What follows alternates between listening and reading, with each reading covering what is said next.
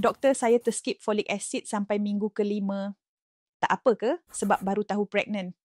Sebenarnya, folic acid sangat penting awal kehamilan, terutamanya untuk bina tiup saraf baby. Elak kecacatan saraf, neural tube defect, NTD. Neural tube tutup sekitar hari ke-28 kehamilan, iaitu lebih kurang minggu ke-4.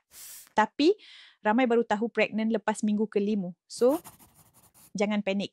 Kalau baru start lepas week 5, 1. Masih better late than never. 2.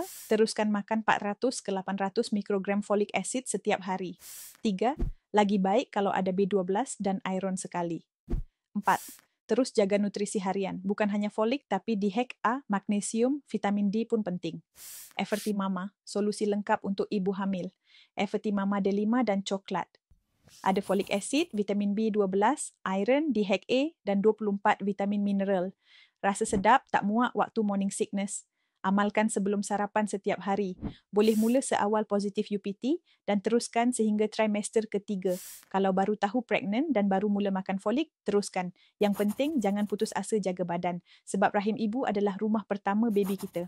Follow untuk ilmu kehamilan santai dan subscribe protokol Dr. Rai untuk reset hormon ibu hamil.